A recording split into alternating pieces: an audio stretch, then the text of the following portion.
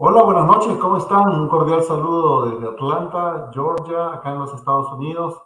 Les habla el doctor Alejandro Navarrete y bueno, el día de hoy tenemos un tema interesante que vamos a conversar con ustedes, con un invitado muy especial, el doctor Tulio Quevedo. El doctor Tulio Quevedo es médico, psiquiatra peruano y bueno, Tulio, bienvenido, hombre, y otra vez gracias por tu generosidad de estar la segunda vez con nosotros y acompañarnos en estos webinars que tenemos de los días miércoles, pues tú generosamente pues das tu tiempo para poder conversar con nosotros. Tulio, bienvenido. Gracias, el doctor Navarrete. Un gusto nuevamente estar contigo Ujú. y tratando pues de informar y educar a las personas Ujú. de una manera adecuada para que vayan mejor en sus relaciones de pareja y en su vida individual también. Encantado, vamos a conversar, creo, sobre este tema que no es muy conocido, pero que es muy importante. Sí, en verdad, tú sabes que muy pocas personas hablan sobre esto. Sí, El hecho del deterioro cognitivo, y bueno, tú eres el experto, ahora nos vas a explicar un poquito más qué entendemos por deterioro cognitivo, ¿verdad? Y sobre todo por qué se ocasiona. Mucha gente lo asocia evidentemente a la edad, ¿verdad? Cuando uno, pues, por el transcurso de la vida, los años, va envejeciendo el cuerpo, la mente, esto se asocia que, bueno, de alguna manera por la edad comenzamos a tener algunas dificultades, ¿verdad? Cognitivas, pero no solamente es la edad, ¿verdad? Hay personas jóvenes que pueden tener deterioro cognitivo y cómo afecta eso las relaciones, digamos, familiares, las relaciones de pareja, de alguna manera que es el tema que nos compete trabajar el día de hoy, ¿verdad? ¿Qué crees sobre el tema? ¿Por qué el deterioro cognitivo, Tulio? bien, te comento que muchas personas, amigos y personas que conozco, cuando bromean con su pareja, ellos dicen, se ha olvidado ella o él de tal cosa, ¿no? Entonces dicen eh, de manera graciosa que les está persiguiendo el alemán, así dicen, ¿no? Sí, sí, Les sí, persigue, me está persiguiendo el alemán, dicen, ¿no? sí, sí, sí. ¿Y quién es el alemán? Pues el alemán es Alzheimer, pues, ¿no? Ujú, O ujú, sea, el Alzheimer los está persiguiendo, ¿no? sí, sí, Pero hay que diferenciar la paja del trigo, pues, ¿no? O sea, esa es la idea, ¿no? O ujú, sea, sí, el deterioro cognitivo puede presentarse en algún momento en algún momento en una relación de pareja. Eso ujú, puede darse en alguno de ellos. ujú, Pero de ahí a que sea un Alzheimer o una demencia, ujú, hay un gran trecho, ¿no? Hay un gran trecho. ujú, Entonces, ¿por qué? Porque muchas personas, o sea, ¿por qué digo que este tema es importante aunque no es muy conocido? ujú, Primero es importante porque el estrés, el estrés crónico, ujú, está llevando a las personas a que comiencen a tener problemas con la cognición, ¿no? ujú, Y el estrés crónico a su vez lleva a la depresión. ujú. Entonces, y la depresión es la gran imitadora. Es una de los trastornos médicos que son como un camaleón, imitan muchas enfermedades. Una de ellas es la llamada demencia, pero que como no es tal, le llaman pseudodemencia, ¿no? Una pseudodemencia. Ok. Entonces, como vemos, el estrés y la depresión llevan a deterioro cognitivo. Ujú, Ahora, ¿qué cosa es un deterioro cognitivo? Es lo que habríamos que comenzar a explicar. La cognición tiene que ver con muchos aspectos de las funciones mentales. La ujú, cognición tiene que ver con aspectos de percepción, tiene que ver con aspectos del pensamiento, tiene que ver con aspectos de la memoria, ¿no? Tiene que ver con aspectos del juicio, ¿no? Entonces, como vemos, la cognición no solamente es memoria, sino es varios aspectos. Y ahí viene digamos, la disquisición clínica. ¿Cómo yo puedo identificar si un deterioro cognitivo es una demencia? ¿No? Entonces, por ahí va el asunto. No sé si tú quieras de repente eh, que ahonde en algún aspecto o poner un ejemplo. Si Sí, no, yo... en verdad, me parece muy interesante cuando tú dices que la depresión y en general un estado emocional, ¿verdad? Podría conllevar de alguna manera a desarrollar un deterioro de la cognición en general, ¿verdad? Uh Y una de -huh. las cosas que, por ejemplo, en algún momento, bueno, tú sabes, el tema sale porque trabajé hace poco con una pareja que Uh la -huh. esposa la han diagnosticado con un principio de Alzheimer, Uh -huh. ¿verdad? Y claro, y traté un poquito de investigar un poquito sobre, diríamos, el deterioro. Y el Alzheimer, tú sabes, es un tipo de demencia. Uh -huh. Hay varios tipos de demencia. Así es, así es. La enfermedad de Pick y todos esos tipos de Uh demencia que -huh. ¿verdad? Así Entonces es. estaba sumamente preocupado y claro, y la llevan al doctor porque, pues, porque estamos hablando de una pareja joven, ¿no? Es una pareja Uh de 62 años por ahí, básicamente, 62, -huh. 65 años. O sea, no es el perfil típico de lo que las personas podrían decir, bueno, si son jóvenes, o sea, no tendría que haber necesariamente un deterioro cognitivo, ¿verdad? Uh -huh. Pero diríamos, ella, una de las cosas que me dijo el esposo, conversando en la sesión, me dice, lo que pasa es que mi esposa sufría de presión alta Uh -huh. y esa presión alta no fue medicada, no fue controlada, porque la presión alta es una enfermedad muy silenciosa, tú sabes, y mucha Uh -huh. gente lo toma muy a la ligera. Y parece ser, por lo menos es lo que me dice, que el médico le explicaba a él que en el transcurso de los años, cuando hay una presión alta constante que no es controlada, ¿verdad? No es tratada, uno podría desarrollar un tipo de demencia. Y parece Así es. ser que es el caso de esta persona, ¿verdad? Pero también Así hay es. muchos episodios de depresión, que es justo lo que me llamaba la atención de lo que estás diciendo ahora, ¿verdad? Cómo la parte emocional puede influenciar en el funcionamiento de nuestro cerebro en general. Uh ¿Sí? -huh. Eso me parece muy interesante cuando tú lo mencionas. Pero es cierto entonces, Tulio, que la presión, una enfermedad así de esta naturaleza, por ejemplo, podría también desarrollar un deterioro cognitivo. Claro, claro que sí. Eso es, tal como tú lo has dicho, las demencias es un capítulo de la psiquiatría, Ujú, es todo un capítulo, ¿no? ujú, Y dentro de las demencias hay varios trastornos. O sea, ujú, la gente confunde y cree que el Alzheimer es la demencia. No, es una de las demencias. El Alzheimer es la demencia, digamos, más importante y con mayor casuística en los casos de demencia. Pero claro. no es la única. Como tú dices, está Ujú, la enfermedad de Pick, está las enfermedades la enfermedad de Parkinson, ¿no? ujú, Que es una enfermedad degenerativa. Y está la demencia llamada demencia vascular. La ujú, demencia vascular está muy relacionada con, eh, con estos síntomas demenciales generados por la hipertensión arterial. ujú, Porque, ¿qué cosa es lo que ocurre? Al aumentar la presión en la arterial, entonces los vasos del cerebro comienzan a verse afectados y comienzan a adelgazarse y luego a romperse. Entonces, pero de manera tan sutil, tan pequeña y por partes como microhemorragias, que hace que la persona muchas veces no se dé cuenta. No dan síntomas. ujú. Con el tiempo la persona comienza a tener síntomas y ahí es donde confunde mucho, porque el Alzheimer es una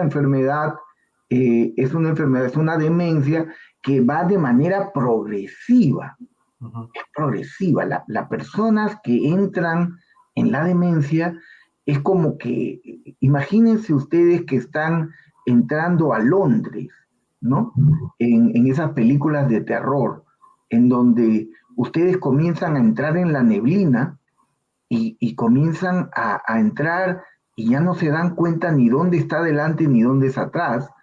Y la demencia, muchas personas que han sufrido de esto lo describen en libros, es increíble, describen que se sienten como que están entrando hasta un momento en que ya no se dan cuenta.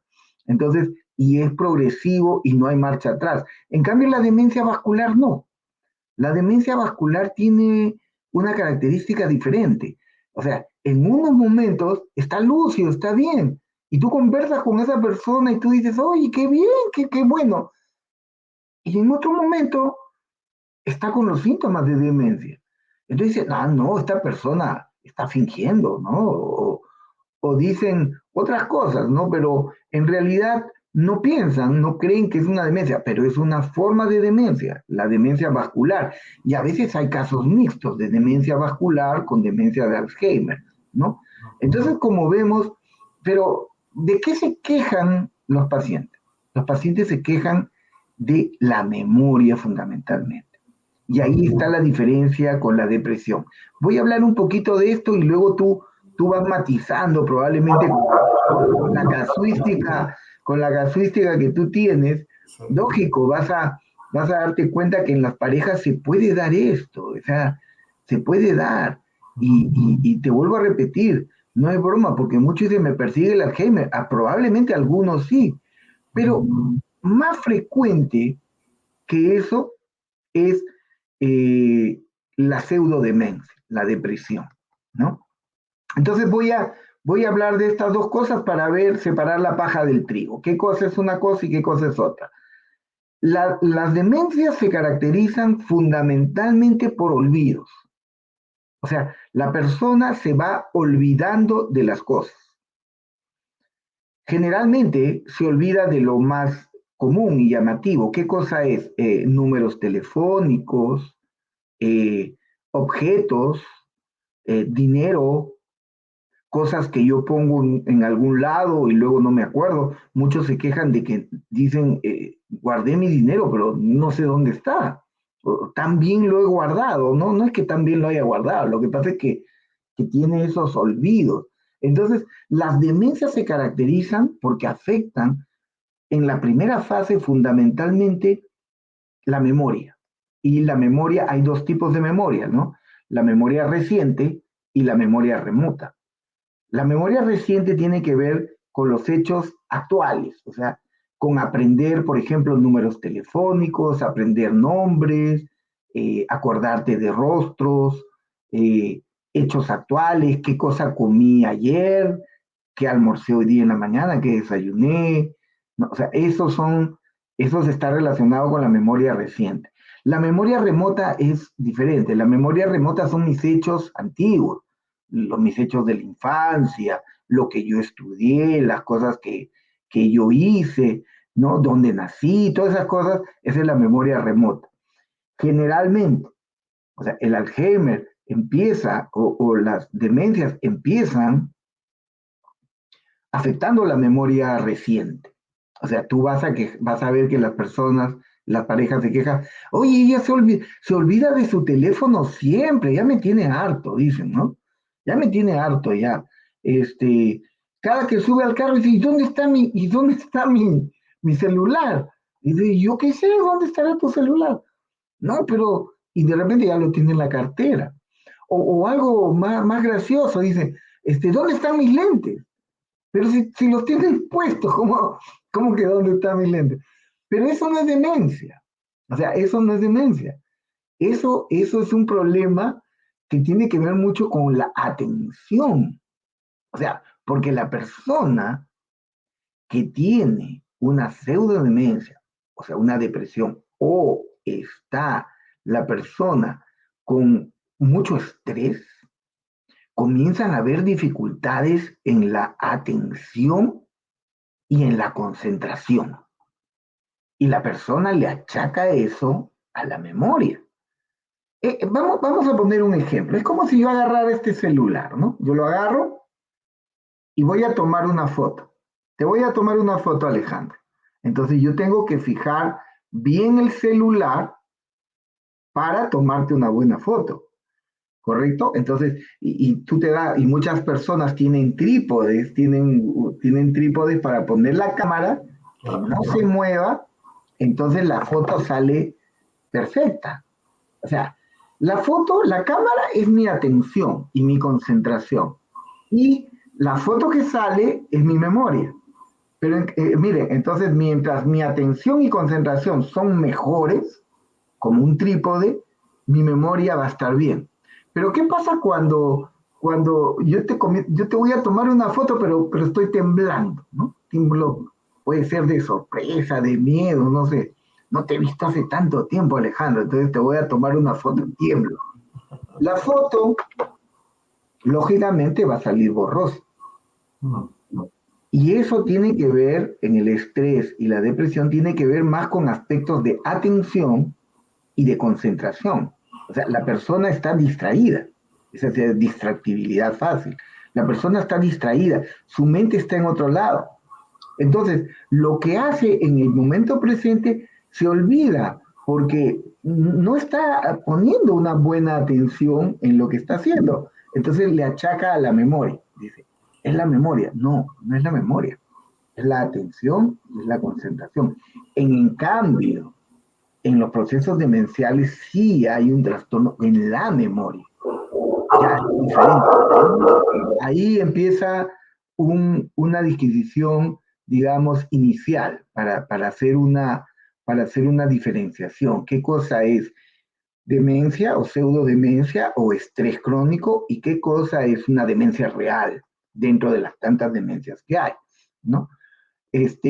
Para no adueñarme del diálogo, yo quiero que tú, a ver, intervengas, me preguntes algo más e ir conversando sobre esto, ¿no?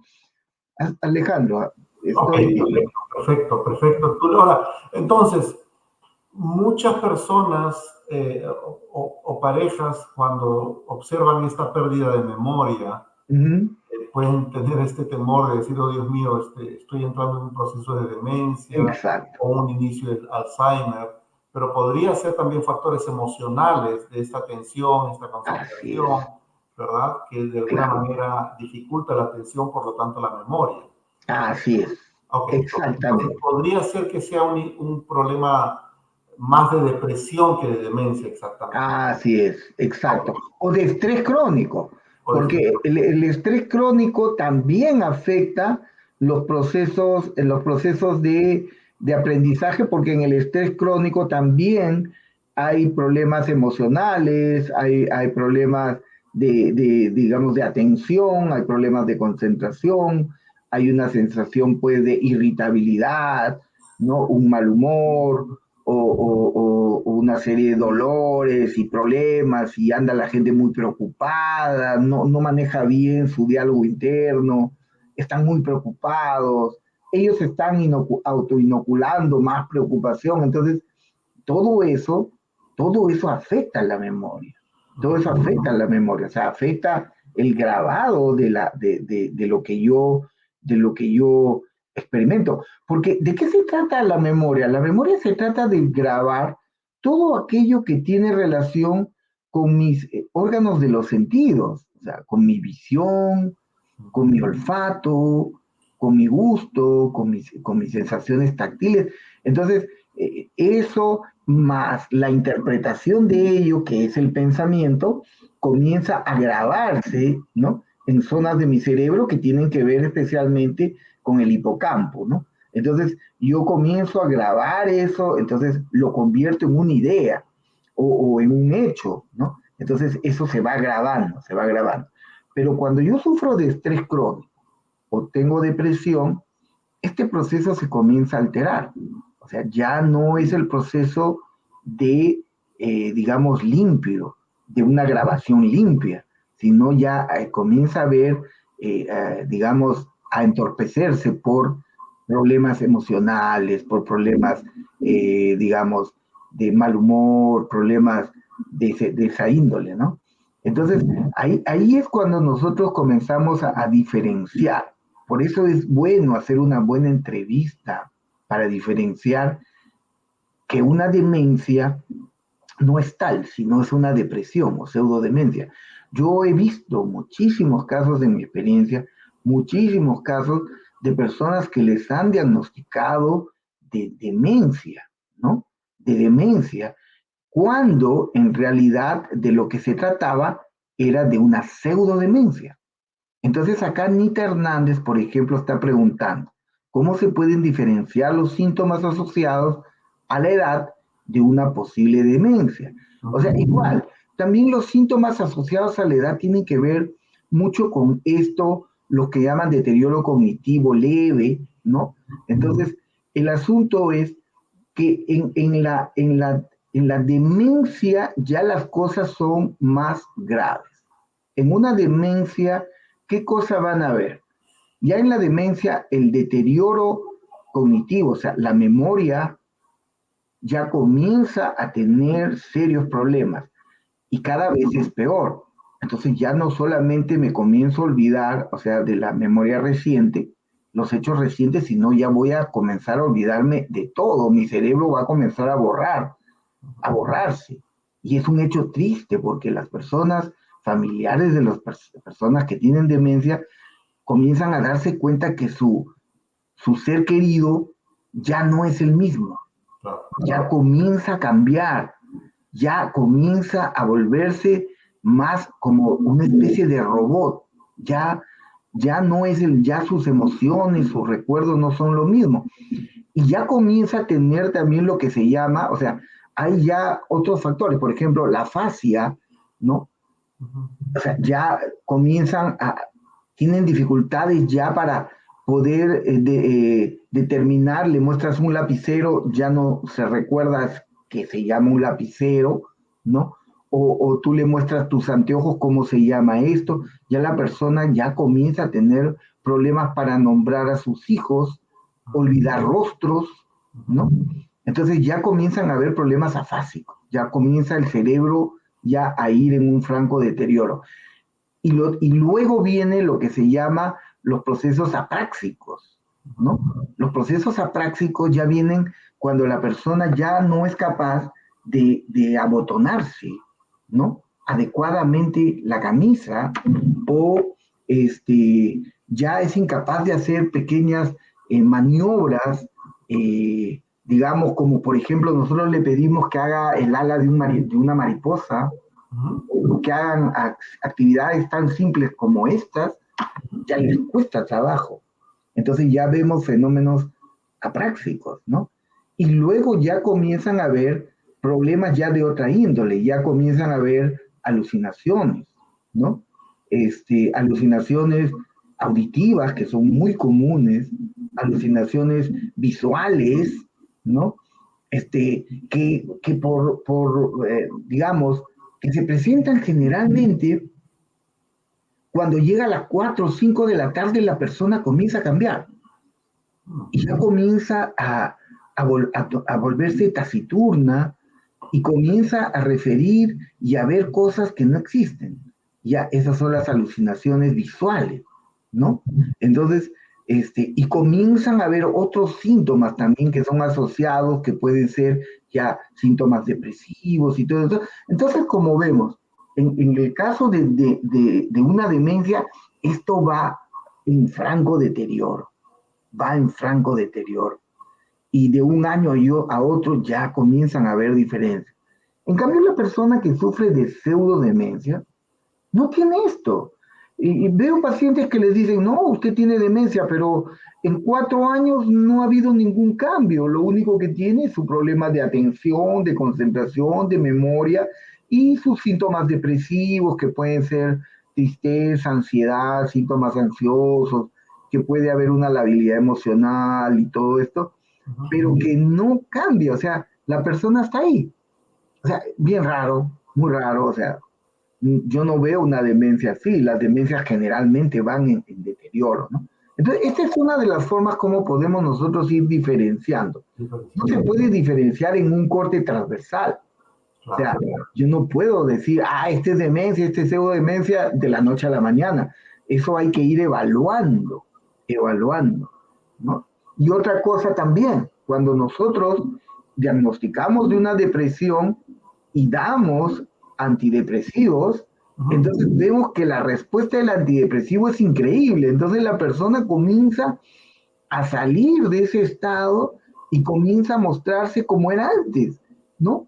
Entonces comienza a mejorar su estado de ánimo, comienza a mejorar y luego con el tiempo, porque no es inmediato, con los meses va mejorando su memoria. Entonces, bingo, estamos hablando de una pseudodemencia. Pero si fuera una demencia, las demencias no tienen tratamiento.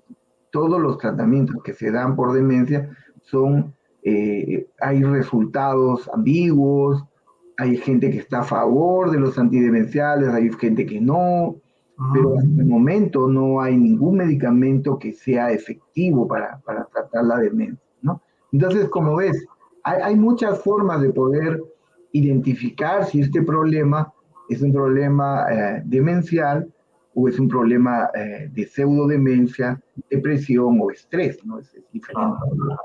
Ahora, el diagnóstico diferencial me parece fundamental en lo que tú estás diciendo, ¿verdad? Sobre todo para los terapeutas, porque evidentemente tú trabajas con una pareja, la esposa viene y te dice, me preocupa lo que está pasando con mi esposo, yo creo que está Ujú, teniendo una demencia, y resulta que no es una demencia, sino es una pseudodemencia.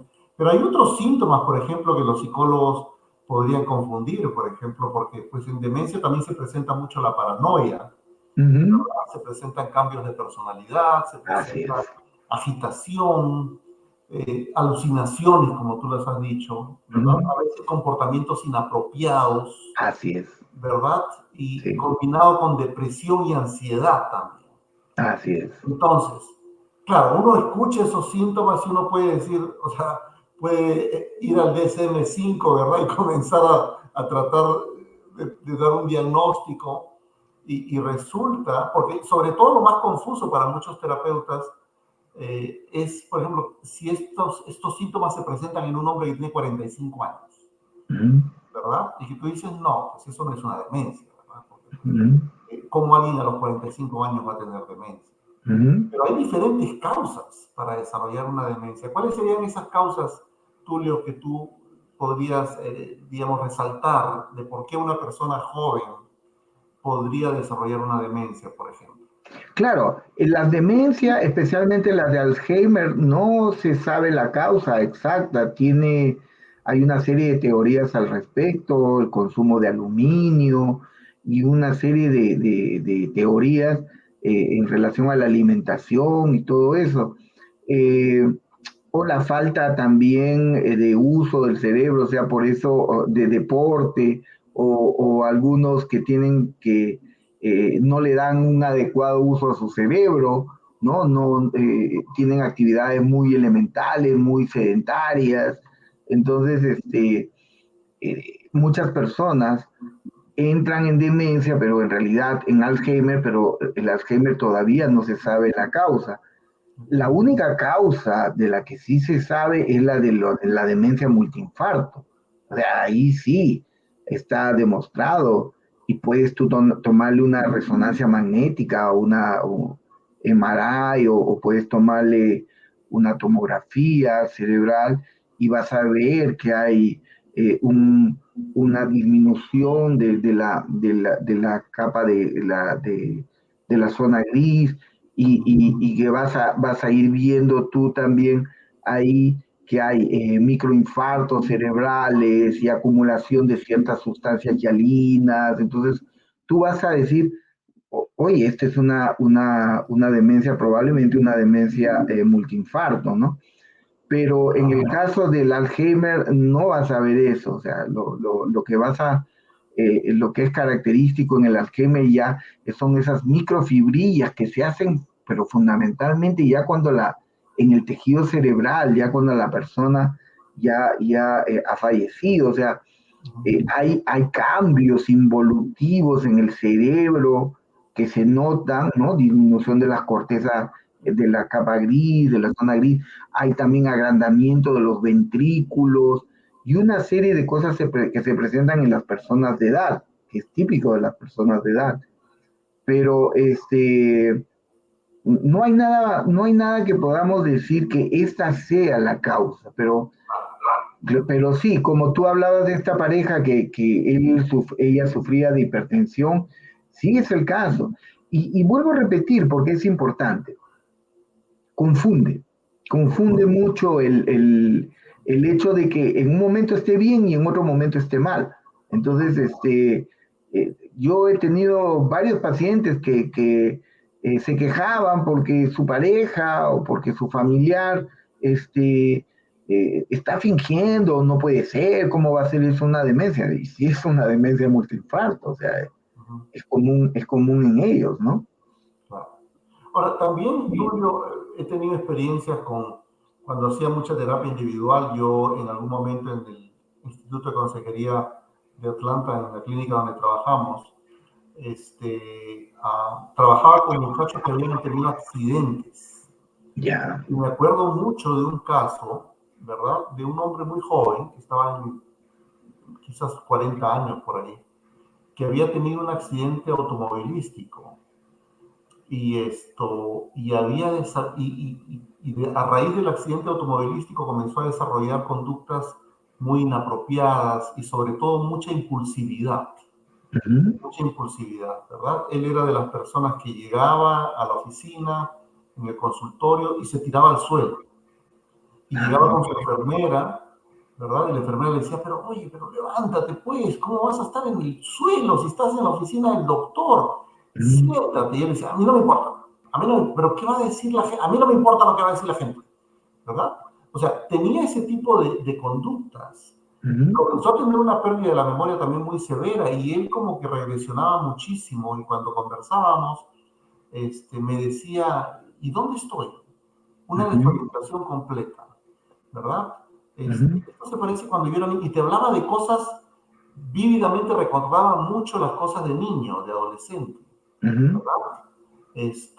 Y tenía imágenes y te contaba historias, pero por momentos su relato era incoherente, se pasaba de una cosa u otra. Claro, si yo no hubiese tenido digamos, el conocimiento de que él tuvo un accidente, Ujú. ¿verdad? Automovilístico en el que se golpeó, tuvo un traumatismo Ujú. encefalocraneal, ¿verdad? No hubiese pensado de que quizás su comportamiento era más debido evidentemente al accidente, ¿verdad? ¿Qué Ujú. pasa en tu experiencia, Tulio, qué pasa con los accidentes, con gente que ha tenido algún tipo de accidente con el cerebro? ¿Tú crees que puede desarrollar también un tipo de demencia de esa forma? Ahí hay un daño cerebral, evidentemente. Y ya ese es un daño orgánico cerebral. O sea, No. ahí hay, y eso está clasificado en el DSM-5. Hay un daño cerebral y por eso la persona ya entra en problemas ya que tienen que ver inclusive con pérdida de sus valores. La persona puede inclusive orinar en cualquier lugar pensando que es el baño, Ujú. ¿no? Yo me acuerdo mucho de un muchacho que tuvo un accidente también y él me pedía, en el hospital, se acercaba a la estación y me pedía que le preste el perforador, ¿no? El perforador de hojas, ¿no? Y yo le decía, ¿para qué? Me dice, no, es que quiero cambiar la llanta de mi carro que está allá. Y él pensaba que el perforador era la gata, ¿no?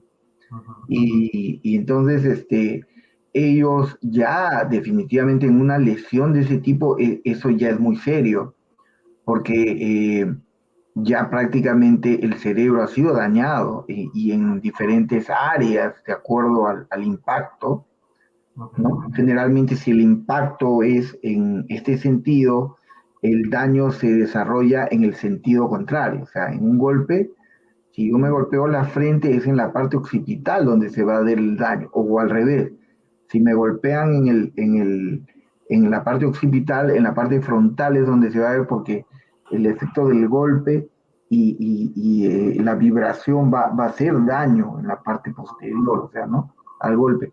Entonces eso ya es muy serio. Claro. Eso eso podría hablarse de problemas, de acuerdo a lo que presenta, ya es una psicosis, ¿no? Traumática, ¿no? Postraumática, ¿no? Ya es un asunto orgánico, pero tiene mucha relación con la demencia, para que vean. En el caso del Alzheimer no hay un golpe, pero sí, o sea, el tejido cerebral va deteriorándose, va, va volviéndose, digamos, cada vez más, digamos, menos útil para la persona cambia ya su forma de ser, su forma de pensar, su forma de sentir, ¿no? Su conducta, ¿no? O sea, todo eso cambia, todo eso va cambiando. Y el asunto es que estos problemas de demencia son casos muy tristes, realmente, muy tristes. Las personas que cuidan a estas personas que sufren de demencia, tienen una carga muy grande sobre sí mismos, sobre sus familiares y sobre ellos. Yo he querido, no sé si se pueda pasar justo lo que estaba preguntando Sí, a eso ver. es lo que te iba a decir, lo que te iba a decir, Tulio, porque Jenny es una de las terapistas que estuvo en Atlanta ahora último, pero tú estabas en Italia. Ya. Y no tuviste la suerte de poder conocer a Jenny, y conoció ella más bien a José María Artadi, que Ajá, estuvo ahí, pero bueno, no tuvo la suerte ella de poder, o tú tampoco, de conocerla a ella personalmente, pero Jenny nos pregunta ahora, ujú. ¿no? Sí, ¿Hasta estoy qué? leyendo ahora. Sí, que me dice, me pregunta si en los casos repentinos, mucha agresividad, cambios en el estado de ánimo y de pronto tranquilidad aparente. Pues puede ser, Jenny, puede ser, porque mira, los cambios más sutiles se presentan en las primeras fases con síntomas depresivos. Por eso digo, un diagnóstico de demencia o de depresión, de pseudodemencia, no puede hacerse de manera transversal en un corte. Tiene que irse evaluando con el tiempo. Y muchos casos de Alzheimer eh, o de demencia multiinfarto se presentan con síntomas afectivos, depresión o cambios en el humor, ¿no? Y ese estado de irritabilidad, de variabilidad, ¿no? Entonces, sí, puede darse. Y yo he visto casos en que, no, se trata de una depresión y terminó siendo una demencia. Entonces, por eso hay que ser muy cautos. Los clínicos tenemos que ser muy cautos con esto. Si vemos que hay antecedentes familiares de demencia, si vemos que la persona ya pasó los 50 años, si vemos que hay algunos cambios sutiles en su forma de ser, en su conducta, entonces no hablar de que esto es un trastorno depresivo, es un desorden depresivo mayor. No, hablamos muchas veces de síndrome depresivo. Acá hay un síndrome depresivo, no es muy claro, vamos a ver si es un clínico que puede recetar receta antidepresivo, si no ve mucha respuesta con el antidepresivo, ya en las 2 o 3 semanas que comienzan a verse los efectos terapéuticos de un antidepresivo no se presentan, entonces uno ya comienza a decir, oiga, acá puede haber algo. Ojo, no hay una respuesta clara de depresión, porque si es una depresión, el efecto del antidepresivo va a ser claro, va a ser claro. Pero si no es una depresión, si hay una demencia, entonces ahí el efecto antidepresivo va a ser mucho menor. Entonces ahí hay que ser muy cautos. Por eso en estos casos es bueno que el clínico sea muy cauto y no hable propiamente de un trastorno depresivo, sino hable de un síndrome depresivo, ¿no? Acá hay un síndrome depresivo. Vamos a ver, probablemente sea un trastorno depresivo, pero hay muchas enfermedades que cursan con depresión. Una de ellas es la demencia. Entonces, ya uno se protege. Porque si de frente le dice depresión y después termina siendo demencia y dice, no, el doctor o la psicóloga me dijo esto, que no sé cuánto, no sé qué. Y eso es porque hay que ser muy cautos, en clínica hay que ser muy cautos, ¿no? Sobre todo por la presencia de síntomas que pueden ser peligrosos, ¿verdad? Exacto, Sí, claro, claro, claro, claro, claro. claro.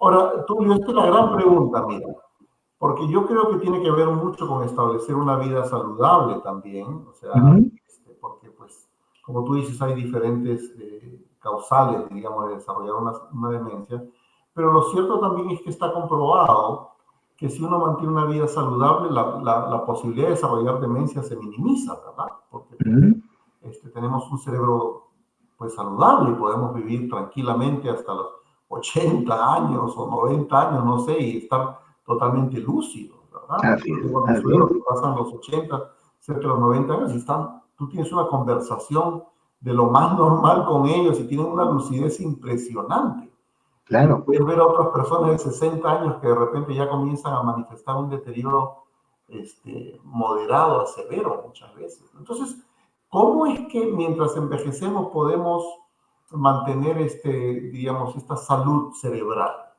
¿Qué es lo que tú recomendarías? Claro, y yo justo ayer, hoy día estamos primero, hace 2 días, el 30 de agosto, el día de Santa Rosa, Ujú. en el feriado en el Perú, fue cumpleaños de mi mamá. Mm. Mi mamá ha cumplido 95 años, ¿no? Wow. Pero está completamente lúcida y muchos bromean, dice, a ti te veo más joven, te veo más vieja, cada día estás mejor. Y, y la gente pasa, mi mamá se ufana mucho de su edad y de su estado de salud mental, ¿no? Porque muchas personas pasan y le preguntan y le dicen, doña Carlota, ¿cómo puede ser usted a sus años? La veo muy bien. Deme su secreto. Y mi mamá dice, mire hijito, agarra una escoba y ponte a barrer, ¿ya? Vas a ver, todos los días barre y vas a darte cuenta que eso es bueno. O sea, es que, ¿qué cosa es lo que pasa? A ver, la, la actividad física es importantísima. La actividad física yo creo que es, y la alimentación, ¿no? Pero la actividad física sobre todo, porque, ¿qué pasa? En realidad, el cerebro, la única vía por la cual se puede entrar al cerebro es a través de las arterias, de los vasos sanguíneos, ¿correcto? Ujú. Entonces, si tú tienes unos vasos sanguíneos buenos, o sea, como decir, las cañerías buenas, Ujú. entonces vas a tener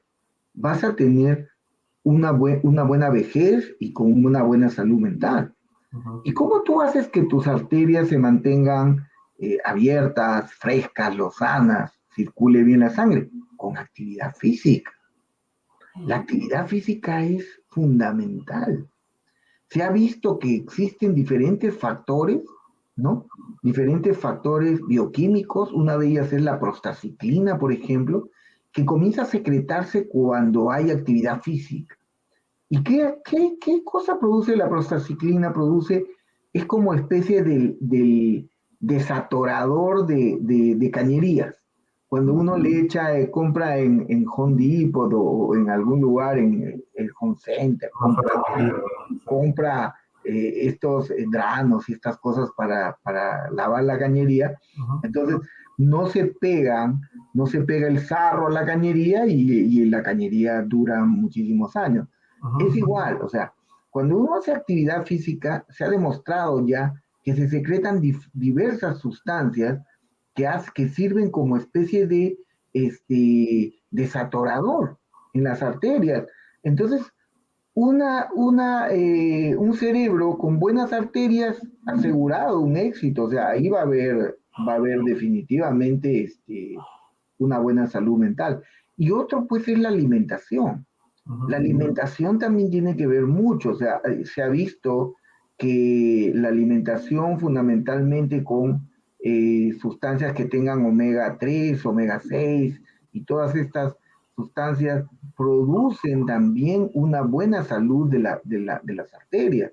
Entonces, comer pescado, aceites de pescado, comer bastante aceite de oliva, ¿no? Hay diferentes aceites que han salido, aceite de linaza, pero fíjense, en Italia yo me he quedado asombrado, increíble cómo los médicos italianos prescriben a sus pacientes pequeños para diferentes aspectos aceite de oliva. Qué cosa increíble. Le dan aceite de oliva, los niños comen aceite de oliva con el pan, en vez de echarle mantequilla, lo remojan con aceite de oliva y se lo comen. Entonces, y tú ves las personas, no he visto, no conozco, no he entrado a las estadísticas, pero de las personas que he visto, se mantienen saludables, delgadas, ¿no? Y comienzan, este aceite de oliva tiene ese efecto, ¿no? O sea, ellos consumen lo que se llama la dieta mediterránea, ¿no? Bastantes vegetales, aceite de oliva, aceitunas, ¿no? Quesos, quesos de cabra, ¿no? Y les va bien, o sea, y yo creo que eso más el deporte, importante. Y otra cosa también, Alejandro, que no hay que descuidar, el ejercicio mental. El ejercicio mental no solamente tiene que ser que tú puedas hacer crucigramas, pupiletras o sudoku o estas cosas, sino también que tengas un diálogo interno positivo. O sea, es importante enseñar a la gente a que se hablen a sí mismas de una manera más positiva, más racional, ¿no? Y no andar preocupándose y metiéndose cosas en la cabeza que hacen que uno comience a volar con el estrés. Entonces, es importante esas tres cosas, ¿no? Claro. Yo Comer bien, hacer agregaría ejercicios. tuyo, un par de cosas. Uh-huh, Yo creo que el efecto de autocalmarnos, uh-huh. de meditar, también ayuda muchísimo a que nuestro cerebro se mantenga muy Así es, saludable. Y así número es, dos, las relaciones de pareja y relaciones familiares saludables, tener así es, vínculos afectivos. así es, Eso es así es. fundamental. Claro, claro. Es como un bálsamo, pues. Es como un bálsamo para uno llega cansado y va a llegar a la casa y va a encontrar pues un desbarajuste total, recriminaciones y problemas, pues ese cerebro va a estar en sufrimiento. Cosa contraria, encontrar en tu casa pues una actitud solidaria, una actitud positiva, ¿no?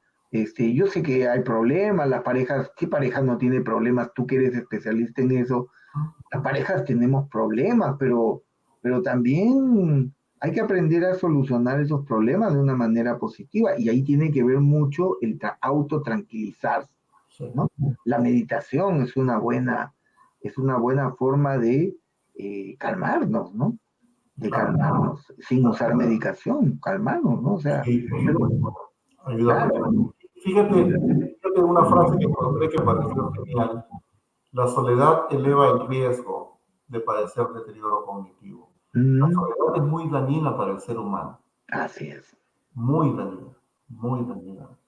Personas que son abandonadas en centros para ancianos, como que pierden el sentido de vivir, no hay esas conexiones con otras personas, y como que todo comienza a acelerarse, las enfermedades, la artritis, la demencia, y como que terminan muriendo más rápido, ¿verdad? Así es. La soledad es muy dañina, muy, Exacto. muy dañina. Claro. La soledad es un castigo divino. En los griegos y diversas culturas, pues, hablan de la soledad como un castigo, pues, mortal, ¿no? Sí. Un castigo mortal. García Márquez escribió Cien años de soledad, escribió El coronel no tiene quien le escriba. Cuando tú lees esas obras, te das cuenta que la soledad es el peor castigo que puede tener un hombre. Y mucha gente que tiene conductas abusivas, ¿no? Y que puede verse mucho en la pareja, mucha gente que tiene conductas abusivas terminan, inexorablemente terminan solas, porque nadie los aguanta. Entonces, y eso eran los castigos divinos, pues, en la Grecia, ¿no? Se hablaba mucho de la soledad como un castigo divino, ¿no? Sí. Bueno, sabemos que no es un castigo divino, eso es un Exacto, problema exacto. Mira lo que te humano, un escribe, problema muy humano, ¿no? lo que te escribe Jenny Tulio. Ah, Dice, muchas gracias, doctor. No tuve el honor de conocerlo en Atlanta, pero ahora tengo la dicha de escucharlo desde Tacna. qué lindo, muchas gracias Jenny, qué lindo. Dos veces fui a Tacna, me quedé enamorado de Tacna y Sí. en algún momento me gustaría volver a Tacna. Qué bonita ciudad, me encantó. Bueno, Jenny me ha invitado por si acaso, ¿no? Así que ahí Qué estaremos. bueno. Y acá hay otra pregunta de Gabriel Olivares, Tulio. Ujú. Sí, ¿una persona con epilepsia pueda sufrir algún deterioro cognitivo? Sí, claro que sí, porque es un proceso orgánico cerebral. La epilepsia es un proceso orgánico cerebral.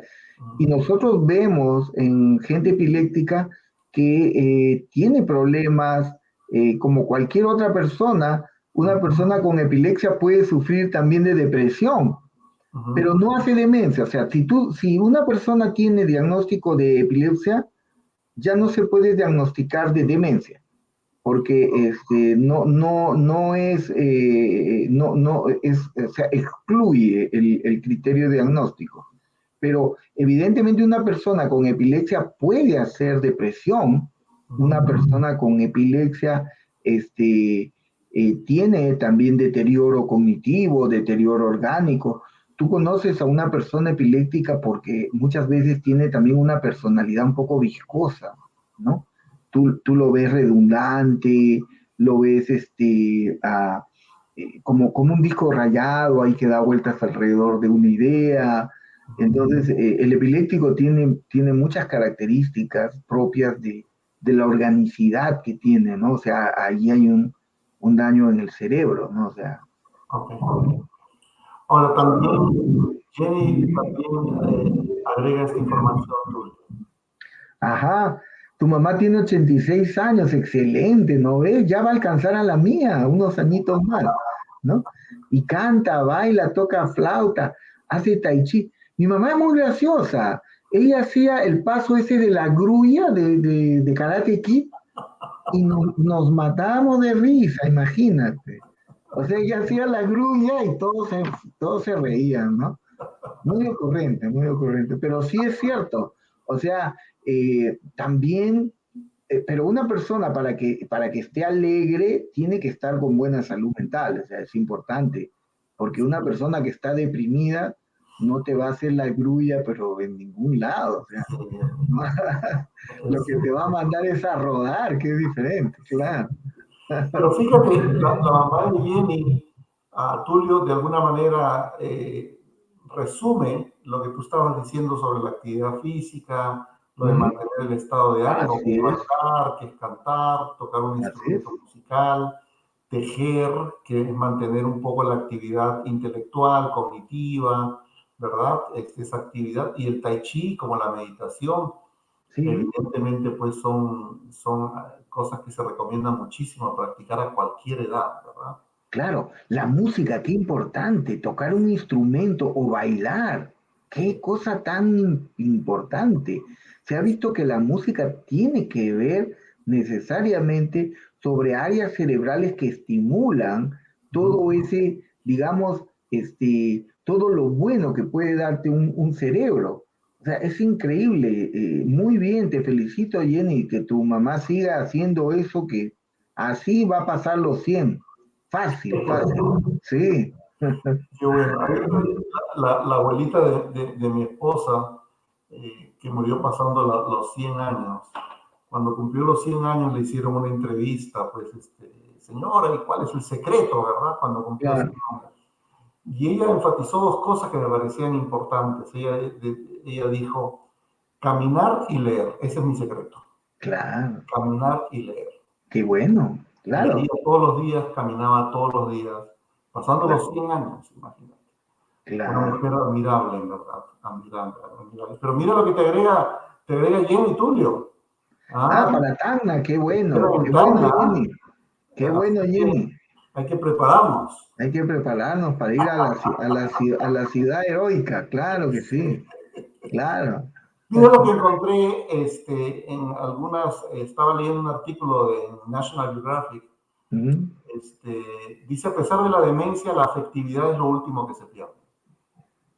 Yo creo que la parte afectiva, o sea, uno puede tener problemas de memoria y todo. ¿Qué piensas de esto de la parte afectiva, digamos? O sea, Mira, se presenta al principio de la demencia, yo he visto con mucha frecuencia, pero en los casos de Alzheimer grave ya, más bien yo veo gente ya opaca, ya no tiene vibración afectiva, ya es, es como, es como una campanita que ya no suena, ¿no? Entonces, ese es el asunto, no necesariamente. Y lo que sí he visto, increíble, Alejandro, el pudor de las mujeres. El pudor de las mujeres no se pierde ni con demencia.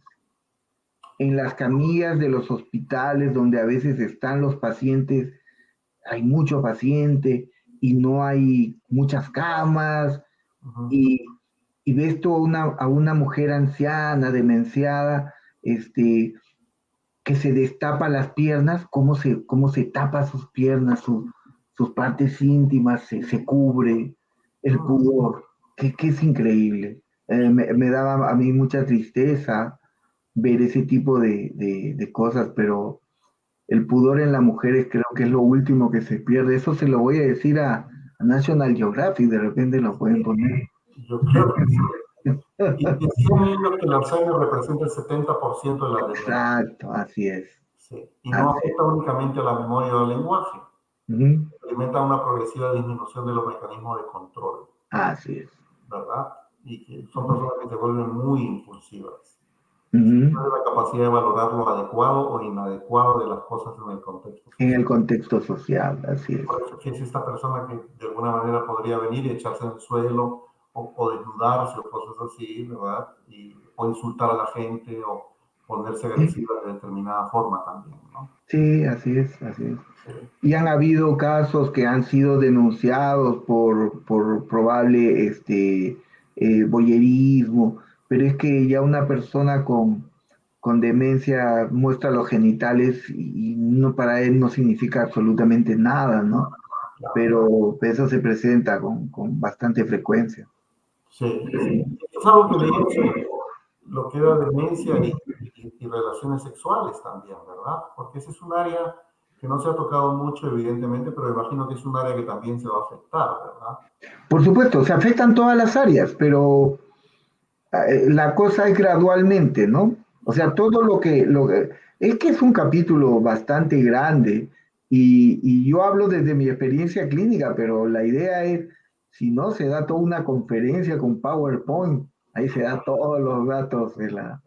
Pero más estamos tratando de ayudar a los clínicos a saber identificar adecuadamente lo que digo, separar la paja del trigo, ¿no? Es cierto, es cierto, es cierto. Pero bueno, hombre, Tulio, hemos llegado, imagínate, estamos conversando ya 1 hora, ¿ya? No quiero quitarte más tiempo porque imagínate, pues, tu esposa después se va a enojar conmigo. Van a haber problemas, conflictos conyugales. En verdad te agradezco no hay muchísimo. problema. Eres muy generoso en dar tu tiempo, en compartir estos conocimientos que nos ilumina de alguna manera a todos los terapeutas. Sé que mucha gente que nos ha visto lo aprecia. Y bueno, y amigos, recuerden, los oyentes, las personas que nos miran, pueden compartir este video con cualquier persona que se pueda beneficiar. Recuerden que este es un webinar para terapeutas y terapeutas de pareja, básicamente, ¿verdad? Y cualquier cosa pueden consultar con el doctor Julio y hemos puesto su información o a través del contacto de nuestra clínica del Instituto de Consejería de Atlanta.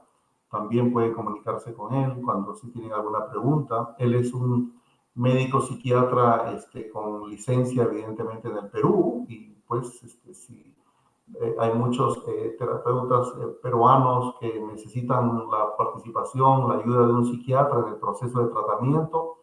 El doctor Tulio puede tranquilamente trabajar con ustedes, puede trabajar en equipo, como parte del equipo terapéutico, puede ayudarlos con alguna medicación, con algún diagnóstico, cualquier cosa pueden comunicarse con nosotros. Y bueno, pues Tulio, hay algunas personas que se han conectado, hacemos una revisión, estuvo Marta, estuvo Jenny, estuvo Gabriel haciéndonos también intervenciones. Agradecemos mucho a Anita también, que hizo también preguntas. Mercedes García también estuvo con nosotros, estuvo Jenny y muchas otras personas más, Jenny haciendo sus preguntas. Y finalmente, Anita concluye con el último comentario: doctor Quevedo, eso le pasó a mi tía a pesar que sufría de demencia, no se olvidaba de lavarse la boca, pedía que la lavaran después de Ya. los alimentos y tapaban Así es. sus piernas. El pudor femenino. El pudor femenino no se Bendito pudor, sí. cómo se manifiesta eso a través del género también, ¿no? Ujú. Pero bueno, hombre, Tulio, te mando un fuerte abrazo. Y pues, Gracias, Alejandro. Un gusto estar contigo. Un ok, placer. ok, listo pues, Tulio. Un Ok, fuerte abrazo, cuídate. hasta pronto. Adiós, Nos amigos. vemos. Cuídense.